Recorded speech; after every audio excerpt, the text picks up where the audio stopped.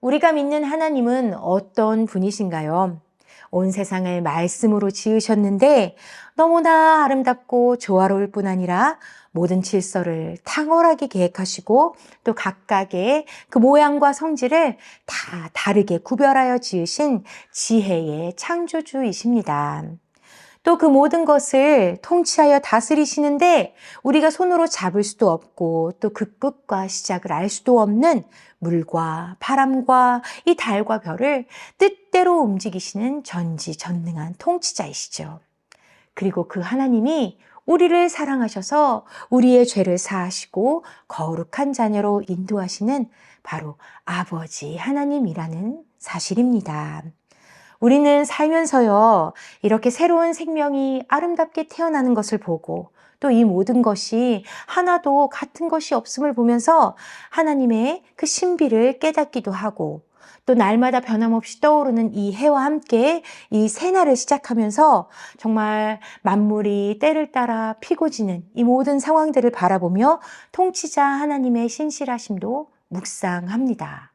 하지만 아버지 하나님은요, 우리 삶에서 직접적으로 경험하지 않는다면 그저 우리의 죄를 향하여 벌하시는 그 하나님을 향한 두려운 관계로 머무르거나 또는 내가 원하는 것을 위해서 딜하는 그런 계약적인 관계로 머물러 우리가 필요할 때만 하나님을 찾을 수도 있습니다. 저는요, 오늘 우리가 함께 볼 이 두 번째 아이성 전투를 통해서 자녀를 지혜롭게 양육하시는 아버지 하나님을 볼 수 있다고 믿습니다. 하나님이 얼마나 현명한 양육자이신지 우리가 함께 말씀에 귀를 기울여 우리 자녀들에게도 이렇게 지혜로이 대할 수 있을 뿐 아니라 하나님의 자녀인 우리 모두가 아버지 하나님과 더욱 친밀한 관계 속에 나아갈 수 있기를 소망합니다. 자, 첫 번째, 소속감과 효능감을 회복하시는 아버지입니다. 소속감과 효능감이 무엇일까요? 우리에게는 없어서는 안 될 것이니 이를 회복하시는 것일 텐데요. 먼저 소속감은 창조자 하나님으로부터 내 삶이 시작됨을 아는 은혜입니다. 아담을 창조하실 때도 이렇게 말씀하셨습니다. 우리의 형상을 따라 우리의 모양대로 사람을 만들자라고요. 하나님의 형상은 히브리어로 젤렘이라 하는데 이는 왕의 형상을 본뜬 동상을 의미합니다. 고대 시대에 이 동상이 서 있는 곳마다 이곳은 이 왕의 통치가 이루어진다는 사실을 상징했죠. 그러니 하나님의 형상인 우리는 하나님의 통치가 이곳에 임했다 함을 드러내는 그런 정체성을 가진 자임을 의미하는 것입니다. 또 하나님의 모양은 히브리어로 데무트라고 하는데 이는 부모의 모습을 빼닮은 자녀의 모습입니다. 곧 강력한 유대를 가진 이 가족을 표현할 때 쓰는 말이죠. 그러니 하나님의 모양으로 지어진 우리라 함은 단순히 창조주와 피조물의 관계를 넘어서서 하나님 아버지와 끊어질 수 없는 가깝고 특별한 관계라는 사실이 바로 우리가 가진 소속감이라는 것이죠. 그러면 효능감은 무엇일까요? 우리를 하나님의 형상으로 또 하나님의 모양으로 지으실 때 우리에게 허락하신 아버지의 뜻이 있다는 것입니다.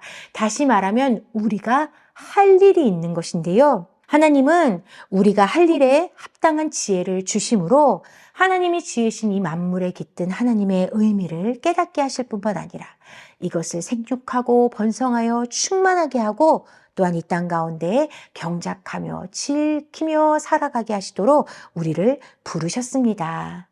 우리는 오늘도 이 땅에 살면서 죄에서는 멀어지는 의의 통로로 또한 예수 그리스도의 그 생명을 전하는 화평의 통로로 부름받은 자입니다. 우리는 쓸모없는 자가 아니라 반드시 필요한 주님의 복된 자녀, 존귀한 자녀라는 사실이지요. 이것이 바로 우리의 효능감입니다. 그리하여 하나님은 이스라엘 백성들에게도 이 복된 소속감과 효능감을 다시 세워주시는데요. 저희 오늘의 본문 1절을 함께 읽도록 하겠습니다.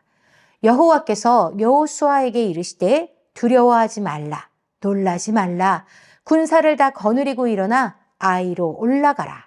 보라, 내가 아이 왕과 그의 백성과 그의 성읍과 그의 땅을 다 내 손에 넘겨 주었으니. 이 말씀 이전에 일어난 일을 기억하시지요.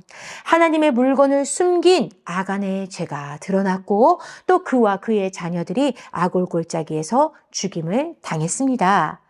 그러나 이스라엘이 이 아이성 전투에서 패배한 이유는 단순히 아간 혼자만의 죄 때문이 아니라 이 이스라엘 전체에 드리운 죄의 그림자 때문이었다는 것을 우리가 함께 보았죠.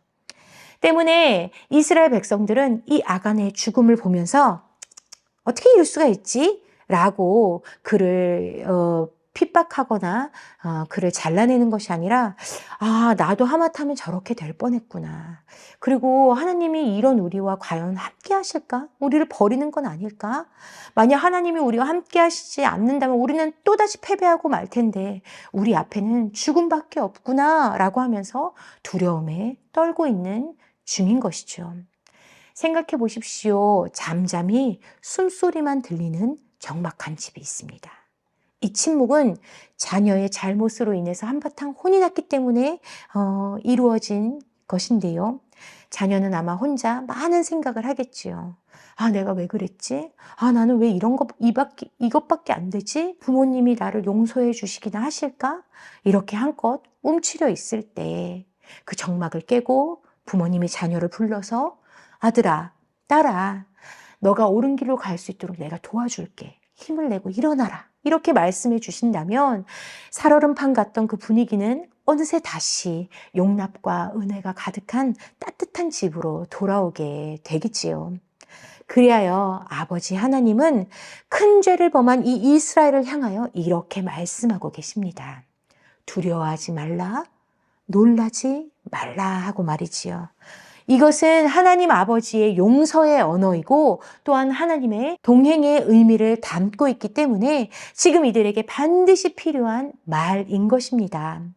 이 수많은 사람들이 어찌할 바를 알지 못한 채 뒤로 돌아가지도 못하고 앞으로 나아가지도 못하고 다 녹아진 마음으로 언제 닥칠지 모르는 죽음만 바라보고 있을 때 하나님의 이 말씀을 통해서 이들의 삶에는 다시 빛이 비치고 안도하며 살아갈 숨을 쉬게 되고 또 살아갈 길이 열리게 된 것입니다.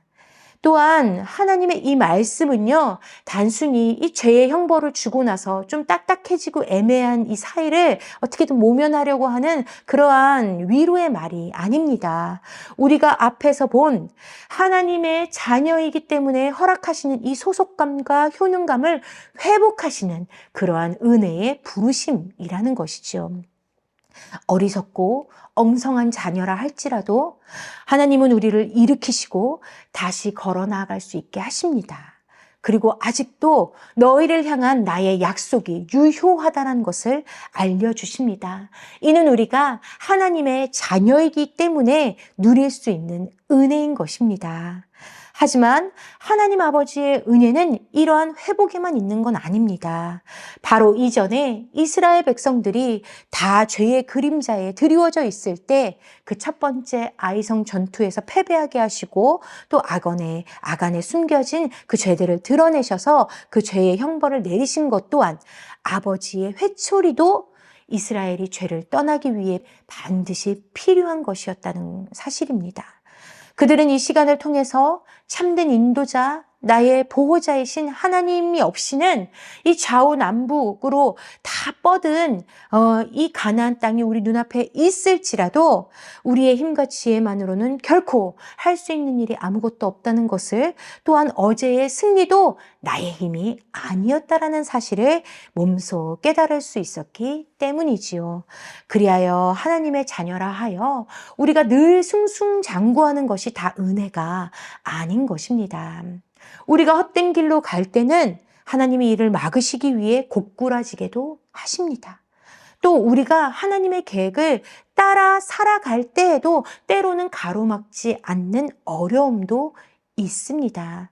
이것을 우리가 다 이해할 수는 없지만 무엇보다 중요한 사실은 이때도 어느 때나 하나님이 우리에게 두려워하지 말아라, 놀라지 말아라 하고 말씀하시며 교만과 두려움으로 어둠으로 가득 차 있던 우리 마음에 하나님의 동행과 임재의 빛을 비추시며 우리와 함께 하시며 하나님의 속한 자녀로 우리를 부르셔서 하나님과 다시 힘차게 살아가도록 우리를 인도하신다는 사실이지요. 그러니 하나님을 잊고 있던, 그래서 실패했고 그래서 또 두려워했던 이 이스라엘 백성들에게는 이 하나님의 단순하지만 이 친밀하고 따뜻한 회복의 말씀이 더욱 사무치게 느껴졌을 겁니다. 버려져도 할 말이 없는데 하나님 아버지의 동행 안으로 이렇게 다시 초청해 주시고 우리의 어그러진 마음을 일으켜 주시니 이 신실하고 자비로운 아버지 하나님의 사랑이 너무나도 가깝게 느껴졌을 테지요. 그리고 하나님의 이러한 회복은 소속감의 회복에서만 끝나는 것이 아니라 자녀들이 할 일도 허락해 주십니다. 하나님은 실수가 많은 자녀라고 해서 그냥 내버려 두지 않으십니다. 아무 일도 시키지 않는다면 그의 존재가 무의미함을 알고 계셨기 때문에 이 실패를 경험하고 주눅들어 있는 이스라엘에게 할 일을 알려주시는데요. 바로 승리의 용사로 다시 세우시는 것입니다. 아이성의 왕과 백성과 성읍과 땅을 다 너희에게 주었으니 너희는 군사를 다 거느리고 일어나 올라가라 하십니다. 하나님의 이 말씀 중에 가장 중요한 단어는 모두 다입니다. 하나님은 싸움에 참여할 수 없는 여성이나 어린 아이를 제외하고는 20세 이상에 싸울 수 있는 모든 하나님의 군사는 단 한 사람도 빼놓지 않고 지금 이 전쟁에 참여시키고 있습니다. 아간의 아버지 갈미, 그리고 그의 할아버지 삽디도 마찬가지죠. 모두 하나님이 허락하신 일에 참여하여서 당당히 하나님 아버지와 함께 나아가 승리자가 되기를 원하십니다. 뿐만 아니라 이제는 하나님의 것을 탐내는 자가 아니라 하나님이 허락하신 이 승리와 그 전리품을 기쁨으로 풍성히 얻기를 축복하고 계십니다. 만약 우리가 스스로 우리의 효능감을 채우려고 할 때는 아간처럼 하나님보다 앞서게 되고 또한 하나님이 허락하지 않은 것을 탐내어 취함으로 우리 자녀나 우리 이웃의 죄를 가르치는 통로가 될 수 있습니다. 하지만 우리의 이런 조급한 마음을 신실하신 하나님을 신뢰함으로 잠시 내려놓고 지금까지 우리를 인도하신 하나님을 바라봄으로 기다릴 때 우리는 우리 손으로 직접 싸울 수 있는 용기도 얻게 되고 또한 크고 작은 승리도 맛볼 수 있게 하나님이 인도하십니다. 하나님은 잊지 않고 우리 손에 좋은 것들을 채워주시며 우리의 삶을 가장 선하고 아름답게 인도하시는 그러한 아버지라는 사실을 믿으시기를 축복합니다. 존귀한 성도 여러분, 이것이 바로 하나님 아버지의 사랑과 은혜인 것입니다.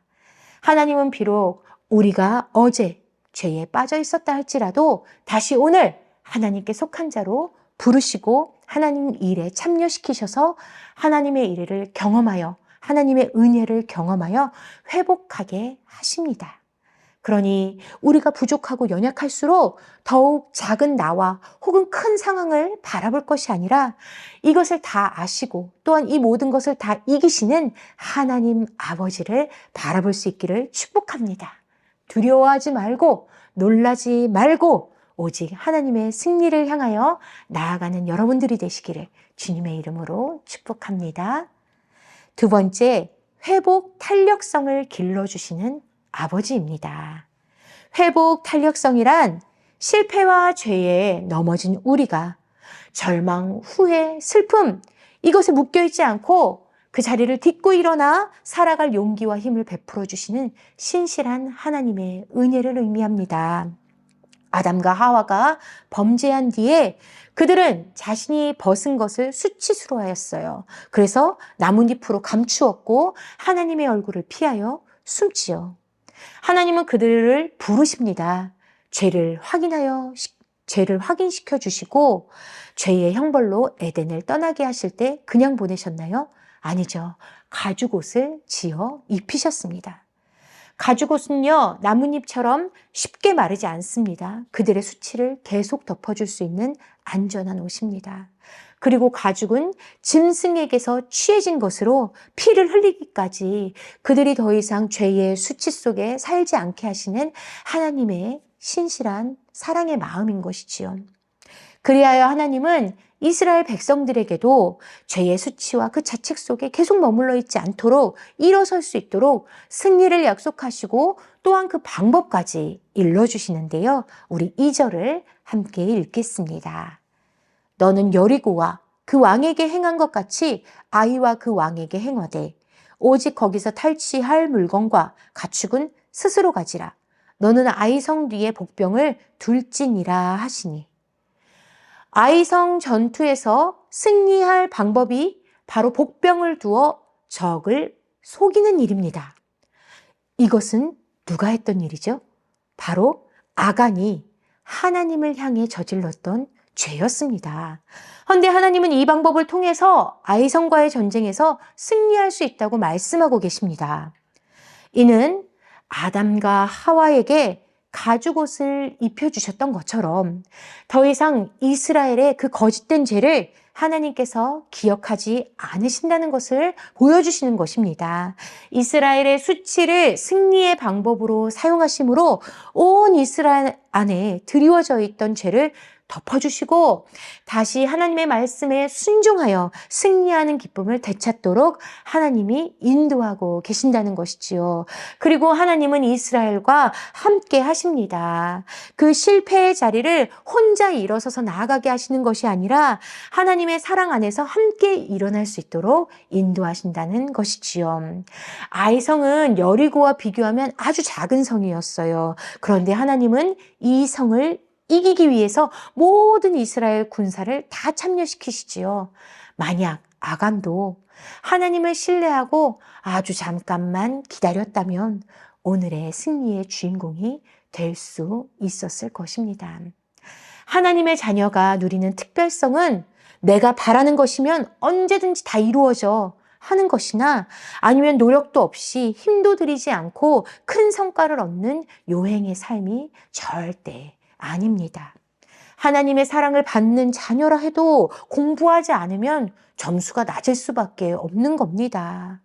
오히려 하나님께 사랑받는 자녀는 더욱 최선을 다하여 살아갑니다. 나의 연약함을 알기 때문이고 하나님께서 우리에게 말씀하신 바가 얼마나 귀한지 알기 때문입니다. 그리하여 우리에게 맡겨주신 일에 하나님의 가르쳐주신 방법대로 최선을 다해 순종하고 또한 그 허락하신 승리와 은혜를 맛보며 즐거워하는 삶이 바로 하나님의 자녀가 누리는 특별한 기쁨이고 또한 아름다운 자녀로의 성숙함인 줄 믿습니다.